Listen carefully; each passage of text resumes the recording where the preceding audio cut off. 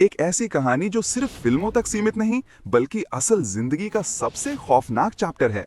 एक ऐसा आदमी जिसका घर पुलिस को किसी हॉन्टेड हाउस से कम ना लगा, जहां इंसानों की चमड़ी से बने मास्क, फर्नीचर और हड्डी से बनी चीजें मिली। ये है असल दास्तान, monster the Ed Gein story. वो रियल लाइफ किलर जिसे हॉलीवुड के कुछ सबसे बड़े हॉरर विलन्स का इंस्पिरेशन माना जाता है, जैसे the Texas chainsaw massacre, psycho और the silence of the lambs. तैयार हो जाओ, क्योंकि ये सफर तुम्हारी रूह तक को हिला देगा। कल्पना करो, एक ऐसा घर जहां जिंदगी मां के हुक्म पर चलती है और मौत सिर्फ एक दूर का कदम है। ये कहानी है एड गेन की, एक ऐसे शख्स की जो असल जिंदगी का सबसे बड़ा हॉरर चैप्टर लिखने वाला था। एपिसोड 1 हमें ले जाता है एड और उसकी मां ऑगस्टा के बेपनाह कंट्रोल में। ऑगस्टा एक सख्त और रिलीजियस औरत है। उसकी नजर में हर औरत पाप की जड़ है और उसने अपने दोनों बेटों को इस अकीदे के साये में पाला है। ऑगस्टा कहती है, तुम कभी किसी औरत को टच नहीं करोगे, ना ही कभी शादी करोगे, क्योंकि ये सब पाप है। अगला दिन एड कैफे जाता है, जहां उसकी मुलाकात होती है एडेलाइन वॉटकिंस से। बैठते ही एडेलाइन उसे एक मैगजीन दिखाती है। इस मैगजीन में नाजी कॉन्सेंट्रेशन कैंप्स की असली तस्वीरें होती हैं।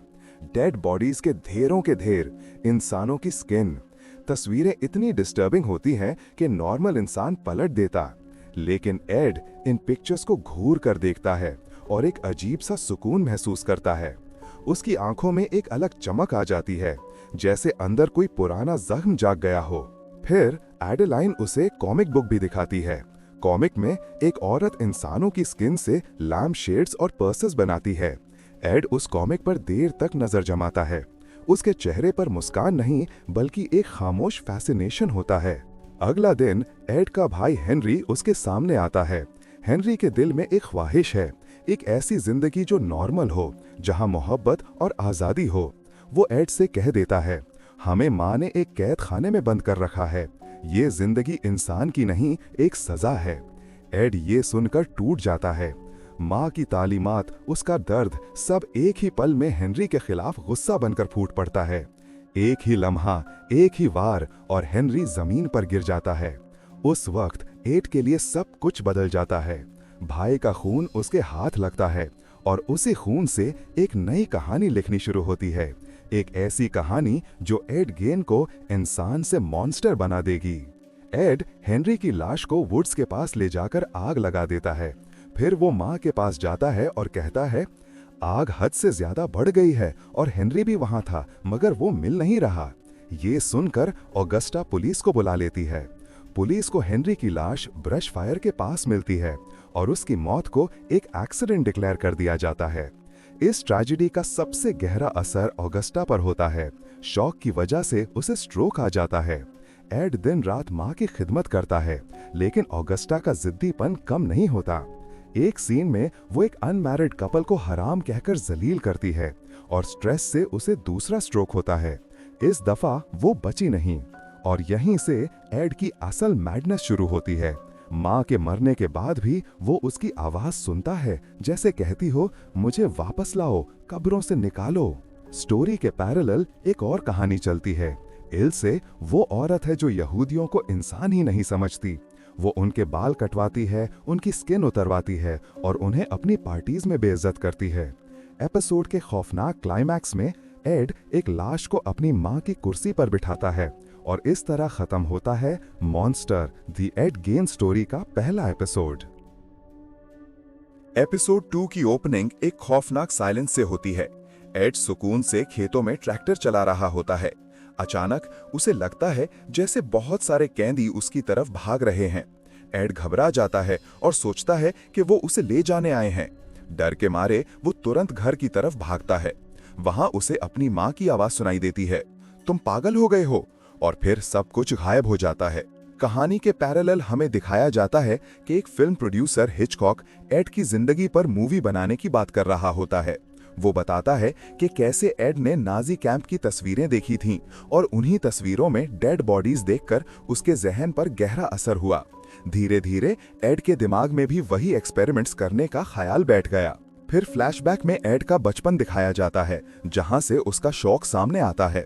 छोटी सी उम्र से ही उसे लाशें पसंद थी, इसीलिए उसने कब्रों से डेड बॉडीज निकालना शुरू कर दिया। सबसे अजीब बात यह थी कि वो इन बॉडीज को एसिड में डालकर उनकी हड्डी तोड़कर दोबारा कब्र में डाल देता था, लेकिन उनकी पूरी स्किन अपने पास संभाल कर रखता था। ये सब एड में इल्से से ही सीखा था, जो इंसान की स्किन से मुख्तलिफ चीजें बनाती थी, जैसे लैम्प शेड्स। कहानी दोबारा शिफ्ट होती है एड पर। एड एडेलाइन को अपने घर ले जा रहा होता है ताकि उसे अपनी माँ से मिलवा सके। घर पहुंचते ही एडेलाइन एक कुर्सी देखती है जो इंसान की स्किन से बनी होती है। उस कुर्सी को देखकर एडेलाइन हैरान रह जाती है। फिर एड अपनी माँ से मिलवाता है, लेकिन उसकी माँ तो मर चुकी होती है। उसका जिस्म अब भी उस कुर्सी पर पड़ा होता है। एडेलाइन को उस कमरे से एक तीखी स्मेल आती है। एड अपनी डेड माँ से गुस्सा करता है, चिल्लाता है, तुम जवाब क्यों नहीं दे रही? एडेलाइन घबरा जाती है और कहती है, मुझे यहाँ अजीब फील हो रहा है, मैं जा रही हूँ। एड अपनी माँ से बोलता है, तुमने उसके साथ ऐसा क्यों किया? और उसके जहन में माँ की आवाज गूंजती है, वो एक बदचलन औलत है। एड गुस्से और दर्द में कहता है, मैं उसे प्यार करता हूँ।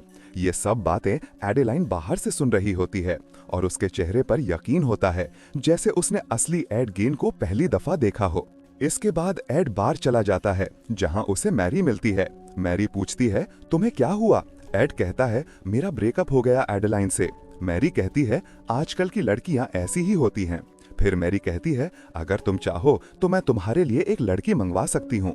एड कहता है, तुम बदचलन हो, और उसे गोली मार देता है। फिर एड मैरी की बॉडी घर ले आता है। कहानी के दूसरी तरफ हमें एंथनी पर्किंस दिखाया जाता है, जिसे वही प्रोड्यूसर एड गेन पर बन रही फिल्म में एक्टर के तौर पर कास्ट करता है। एंथनी को एड का रोल मिलता है। प्रोड्यूसर उसे एड के असली घर ले जाता है, जहां फिल्म का सेट भी लगाया गया होता है। वहां प्रोड्यूसर एंथनी को वो जगह दिखाता है जहां एड ने अपने पागलपन की हद पार कर दी थी।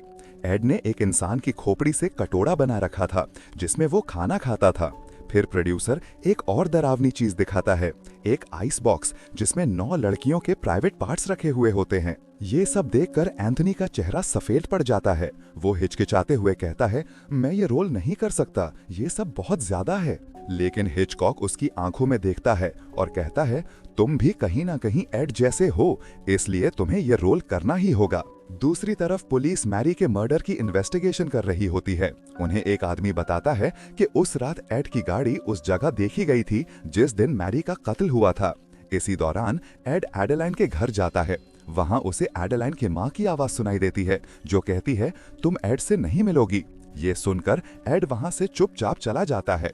लेकिन उस रात वो दोबारा एडेलाइन के घर लौटता है और बाथरूम में उसका कत्ल कर देता है। लेकिन जैसे ही ये सीन अपने क्लाइमैक्स पर पहुंचता है, हमें समझ आता है कि ये असल में एक फिल्म का सीन है, वही आइकॉनिक सीन जो मिस्टर हिचकॉक ने हिस्ट्री में पहली दफा बनाया था।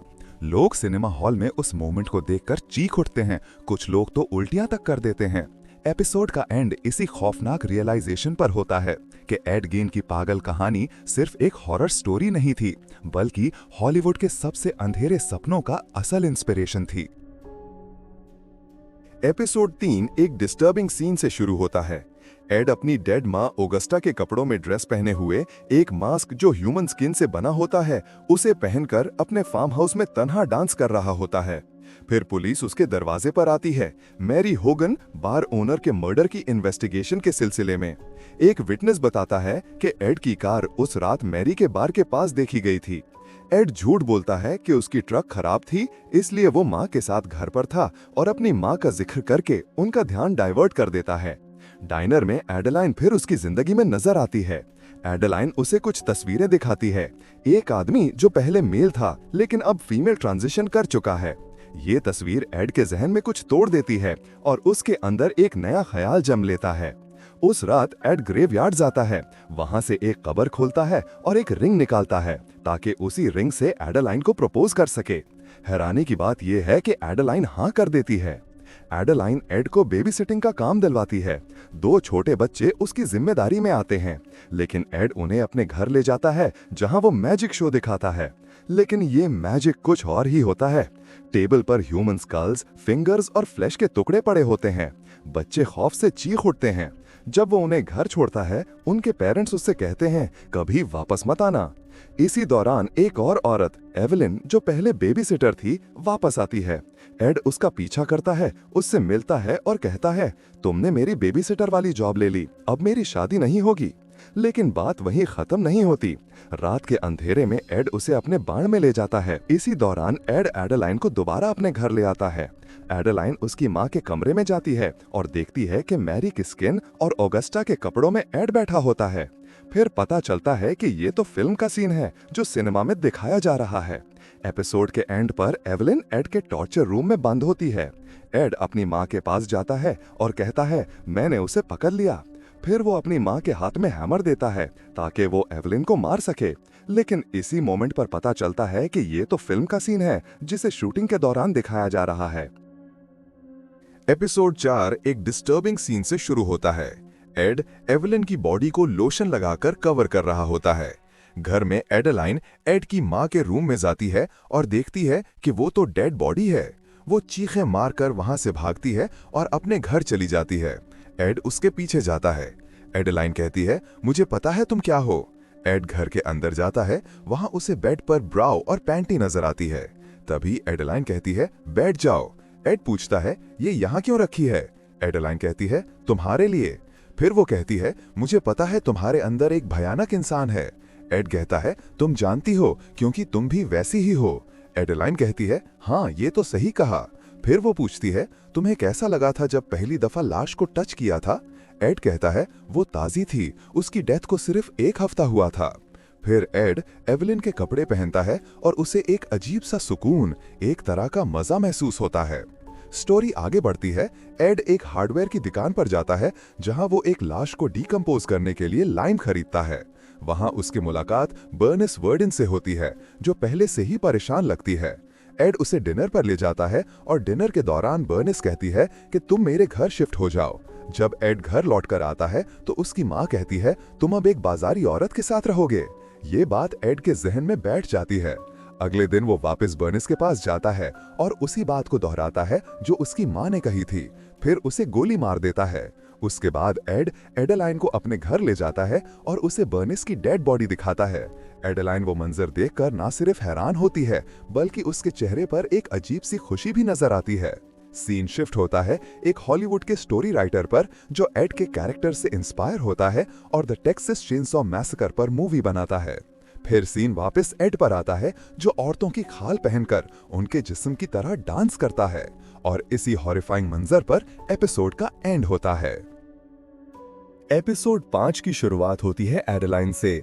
उसकी माँ उसे कहती है, तुम्हें घर के काम सीखने चाहिए ताकि तुम्हारी भी शादी हो सके।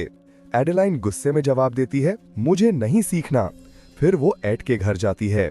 एड मुस्कुराते हुए कहता है, कल तो बहुत मजा आया, अच्छा लगता है जब कोई मुझे समझता है जैसा मैं हूँ।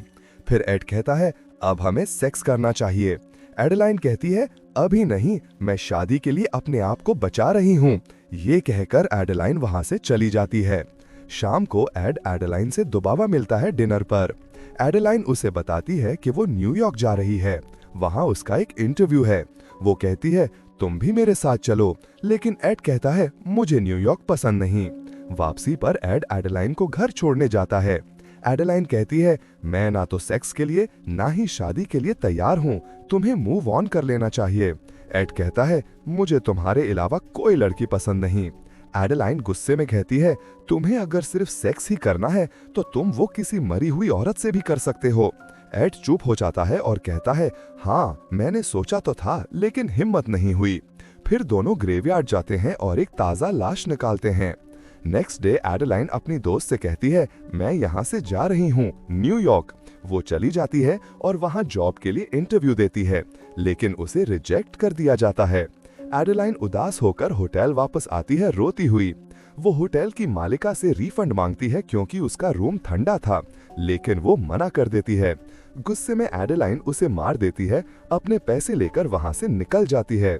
दूसरी तरफ एड इल्से कॉक की कॉमिक पढ़ता है जिसमें दिखाया जाता है कि इल्से पर वॉर के दौरान लोगों को मारने का इल्जाम लगता है। उस पर केस चलता है जहां वो कहती है, मैंने जो किया सही किया। कोर्ट उसे जेल भेज देता है जहां वो जेलर के साथ इनमेट हो जाती है। इधर एड भी एक डेड बॉडी के साथ इनमेट होता है। वो उस लाश से बातें करता है जैसे वो जिंदा हो।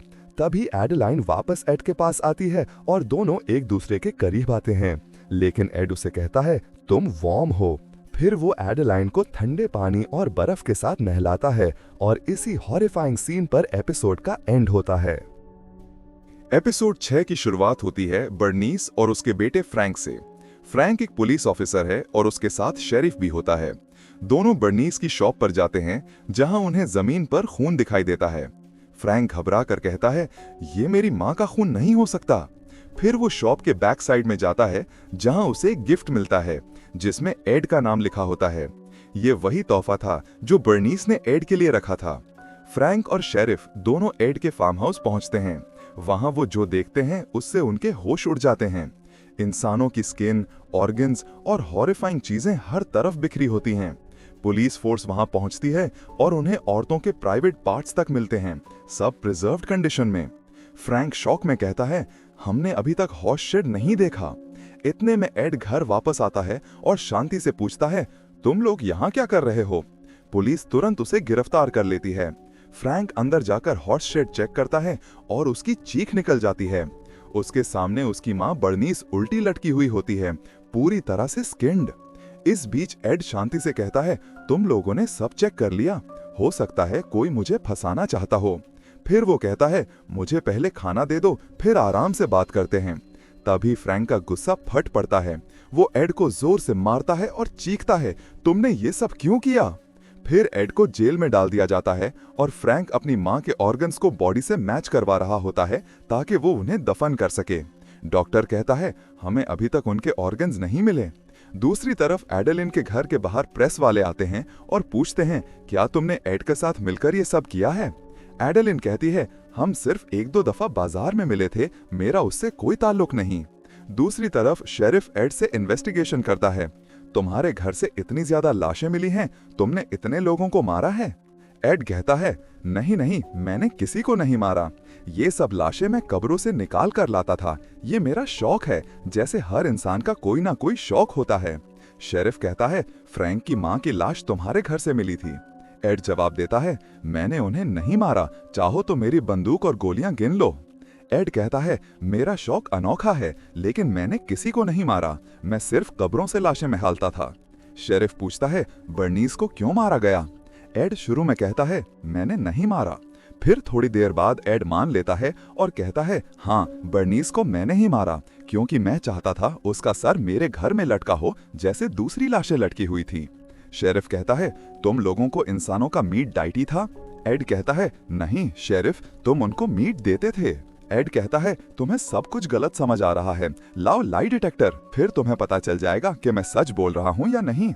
ट्विस्ट ये होता है कि लाई डिटेक्टर से पता चलता है कि एड ने किसी का कत्ल नहीं किया। पुलिस डिपार्टमेंट हैरान रह जाता है, अगर एड खूनी नहीं है तो फिर असल कातिल कौन है। एपिसोड का एंड होता है जब फ्रैंक अपनी फैमिली के साथ डिनर कर रहा होता है। अचानक उसे टेबल पर बर्नीस की बॉडी नजर आती है और एड उसे काट रहा होता है। एपिसोड 7 की शुरुआत होती है फ्रैंक से। शेरिफ उससे कहता है तुम एड की प्रॉपर्टी ऐसे नीलाम नहीं करवा सकते, कोर्ट से ऑर्डर वापस लो। फ्रैंक कहता है क्यों? कोर्ट ने उसे पागल करार दे दिया है और उसे मेंटल असाइलम भेज दिया गया है, यही मेरा बदला है, उसकी हर चीज नीलाम करवानी है। फिर फ्रैंक एड का घर और उसकी सारी चीजें नीलाम करवाता है, लेकिन उसी दिन किसी ने एड का घर जला दिया होता है। अब सिर्फ एक चीज बची होती है, एड गेन की कार, जो अब नीलाम होती है। सीन शिफ्ट होता है एड पर, जो मेंटल हॉस्पिटल में होता है। नर्स उसे $300 देती है। ये पैसे उसकी नीलाम हुई कार से मिले होते हैं। एड उन पैसों से 3 रेडियोज मंगवाता है। पहला रेडियो वो इल से कॉच को भेजता है और कहता है मैं तुम्हारा फैन हूँ, तुमने जो कुछ किया वो बहुत अच्छा था, मैंने भी लोगों के साथ कुछ वैसा ही किया है। दूसरा रेडियो वो क्रिस्टीन को भेजता है, जो एक ट्रांसजेंडर होती है। एड कहता है मैं तुम्हारा भी फैन हूँ, मुझे भी लड़कियों की तरह कपड़े पहनने का शौक है, मैंने एक सूट भी बनवाया था जो मैं पहनता था। क्रिस्टीन कहती है तुम्हें सिर्फ हवस की बीमारी है। फिर एड को एक नई नर्स मिलती है। नर्स कहती है अब तुम्हारे साथ हमेशा 2 गार्ड्स रहेंगे। एड उससे तंग आ जाता है और रात में उस नर्स को मार देता है। सुबह जब एड कमरे से बाहर आता है तो देखता है कि वो नर्स जिंदा होती है। एड समझता है कि वो पागल हो गया है। तभी डॉक्टर आता है और कहता है, तुम्हें स्किज़ोफ्रेनिया है, इस वजह से तुम्हें कुछ याद नहीं रहता, इसीलिए तुम कभी लड़कियों वाले कपड़े पहनते हो। डॉक्टर ये भी बताता है कि एड ने कोई रेडियोस कहीं नहीं भेजे, वो बस अपने आप से ही बातें कर रहा था और उसे ये सब याद भी नहीं। नर्स उसे दवा देती है और एड उसे हक कर देता है।